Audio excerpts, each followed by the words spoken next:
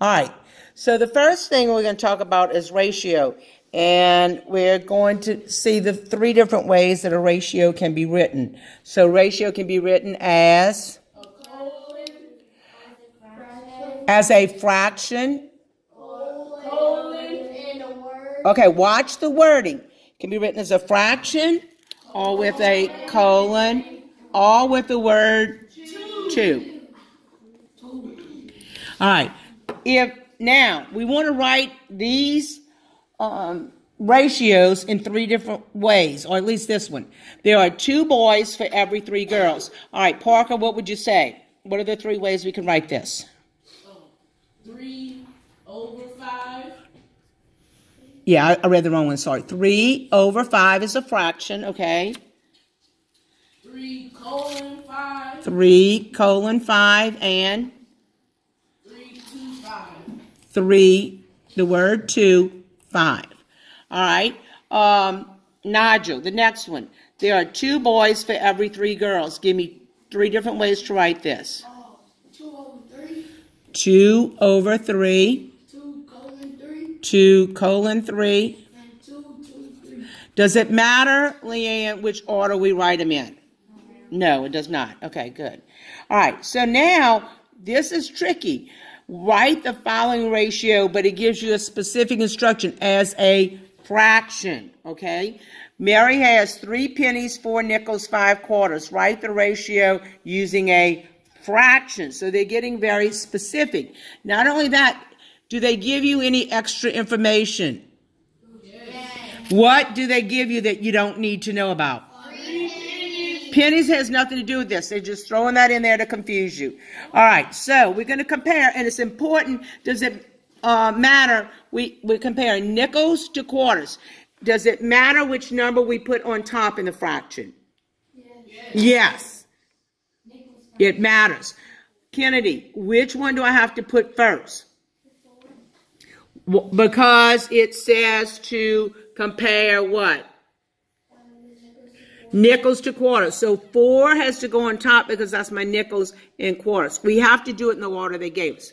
Now, in this problem, it said to write it as a fraction. So is it okay to write it as a colon? No, because the directions say write it as a fraction.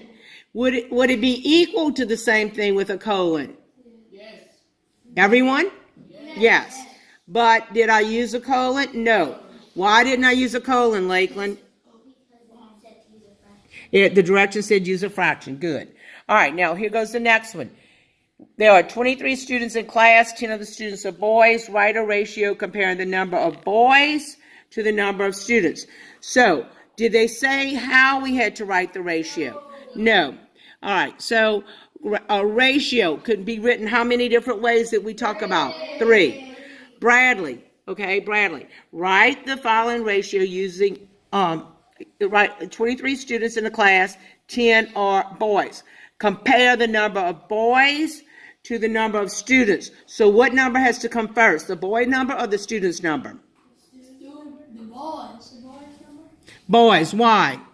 Because it said boys to the number of students. Boys to students, so we have to go in that order. All right, so what number do we write first? Bradley, 10 over what? 23. Could I have written it as 10 colon 23? Yes. Give me a third way, Gage, to write it. 10. I have 10 over 23. I have 10 colon 23. What's the third way I could write it? The word 2. 10 to 23. Excellent. All right, good. Now, this next one is a trick question. There are 23 students in a class. 10 of the students are boys. But look at the question. First of all, it says write a ratio. Does it have to be a special way? No. Comparing the number of girls to the number of students. Now, in this problem, did they tell us how many girls they have? No. Hilton, they didn't tell me how many girls. So, how am I going to figure out how many girls we have?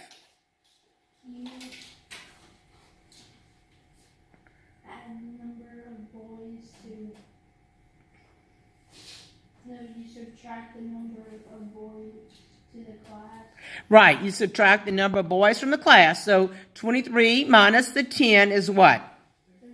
So what does that tell me? I have 13 what? Girls. So I have 13 girls to, what am I comparing it to?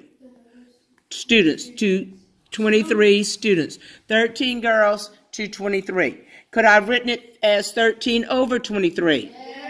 Could I have written it as, what's another way I could have written? Thank you, Michael Patrick. All right, good deal. All right, let's go to the next one. This is unit rate. And unit always means comparing it to what? One. All right. Tommy runs 14, don't say the answer yet. Think about it. Tommy runs 14 miles in 2 hours. How many miles does he run in 1 hour? There are 4 operations in math life. What operation are we going to use, class? Divide.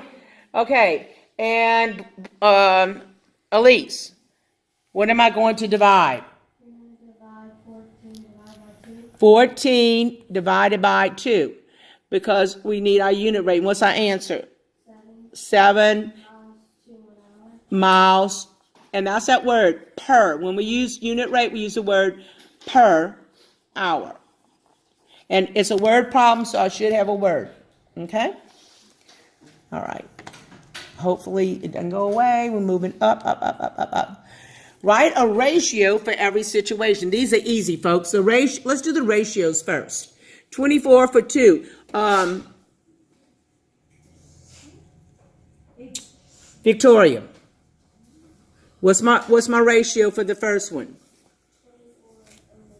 24, and I like to put these over 2 because we're getting unit rate. And the next one, Victoria, is what? 6 over 3. And the next one is what? Bingo. Okay, very good.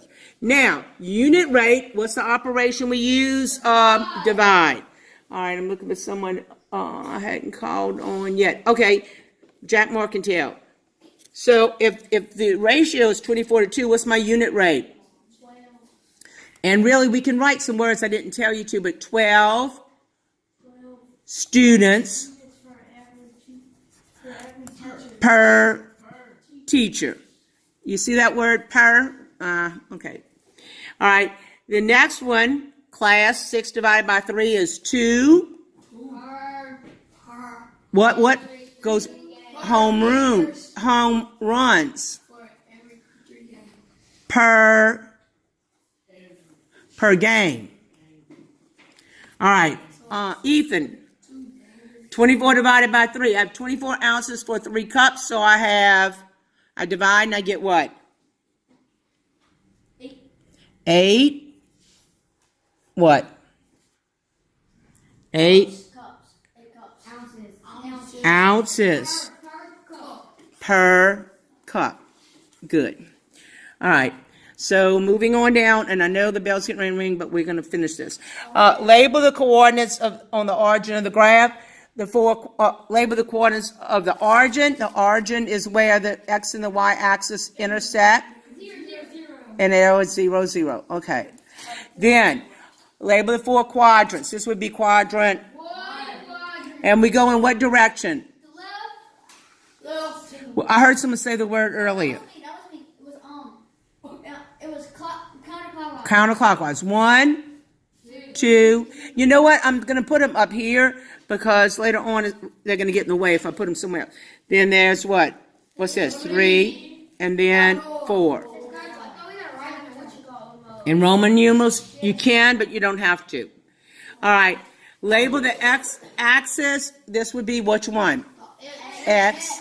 And this is y. Okay. Then we graph. If we have positive, negative, we go right 5 and then what? Negatives tells me to go down. And we should label it 5, -5. Label it if you did not. Don't just put a point. Okay, start back always at 0. And remember, count lines. Don't count spaces. So we go backwards, -3. We go back. And then +4, we go up. 1, 2, 3, 4. So we have, don't move if the bell rings. -3, 4. All right. The next one is -4, -2. So we go left 4, and then, okay.